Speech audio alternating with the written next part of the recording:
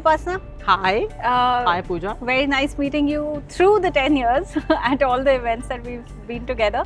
So Upasana is the Joint Executive Director at Tie Delhi NCR, which is pretty much like when we think of startups, Tie is the first thing that comes to our mind. They've been sort of grooming startups throughout, and you've seen seasons and seasons of how startup industry has moved. So Upasana, we'd like to hear from you that over the last 10 or 15 years, how have you seen what has changed from the time you guys would have started and Tie was a very small team, initial stages, till now when, when someone says startup, they know that okay, it has to be something related to Tie is what we can do to get started. Very interesting question, and I will not try to pretend to be knowing a lot. But having said that, yes, Tie has come a very long way. Globally, Tie began in 1992, so it's been 32 years. In India, we came about around the year 2000, so 22 years, 23 years to that as well. It's been a long time, and like you rightly said, we have seen many of these cycles that people talk about, the ups and downs broadly of any industry, and there have been a whole lot of changes. We all today are in a position to say that the whole ecosystem seems to have found a sense of maturity.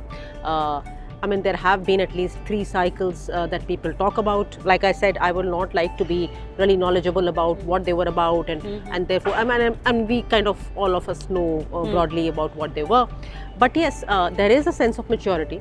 I guess if you look at any industry, any sort of foundational technology industry, or anything that has happened over the years in the history of mankind, this 23 years or 25 years or 20 years of startup activity in India will be like a blip. It's a small thing, and within that, I think there have been ups and downs. I think there is a sense of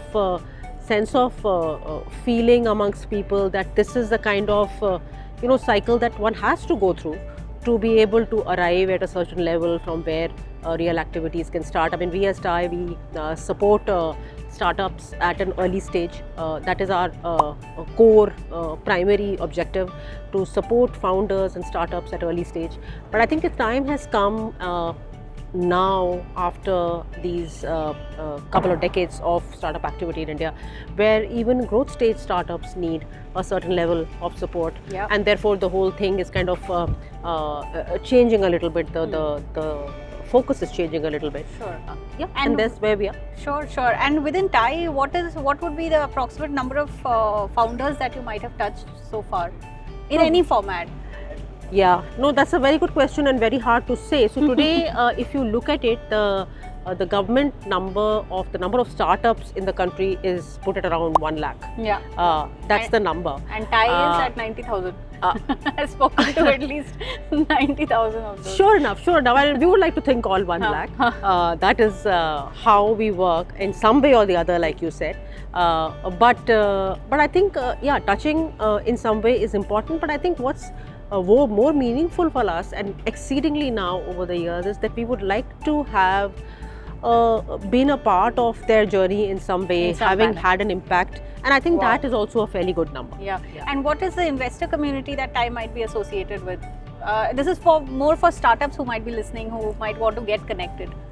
See, many years ago, we were making a deck for Tie, and we were trying to figure out what is the value prop for multiple stakeholders in the ecosystem. And today, that stakeholder set in the ecosystem, the startup ecosystem is really large, starting with the startup founder to the investor, to academia, research, to policy, to corporates now very actively engaged. So multiple stakeholders here, and investor community is a very, very strong stakeholder, especially when it comes to the early stage founder, because everybody is looking for that one series A type of level, and then of course they kind of find a life of their own.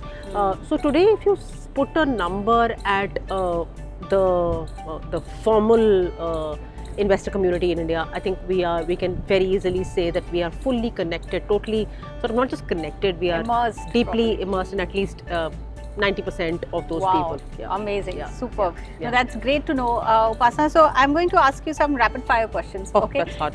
no, it's super simple. And coming from a startup veteran, we'd love to know how you would think. Okay, so let's say if and this goes for any startup that you might want to suggest or share your thoughts on. Bootstrap for 10 years versus raise funds in the first 6 months. Hard to find, but I think each one has its own. Each one has its own sort of trajectory Journey. and therefore an eventual life. That's a very, very hard question. I think they are both fantastic sort of Ways of runways growing. and ways of growing. Yeah. Got it. Okay. If you were to build a leadership team for a startup, okay, you're recommending to any tech or non-tech startup, would you recommend hiring IIT IM grads for the leadership team or more tier 2 youth crowd? I think it needs to be a good mix of both. Okay. Yeah. Okay. And if a startup can afford to hire only one person in some of the initial beginnings, you would suggest they hire first for sales or ops? I think ops, definitely. Ops. Definitely ops. Yeah. Ops first. Yeah. So basically giving importance to customer quality and delivery of work over getting more work. Getting more right? work, yeah. Makes sense.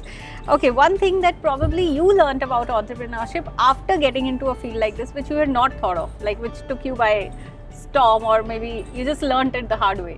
What would that be? I think I learned that there are actually more than 24 hours in a day. Which was a discovery, and over the years, I mean, this is for me being a time of like really growing old, and this is something that has kind of kept me younger than I look. It's really kept me young. This discovery was quite something. Yeah. No, absolutely.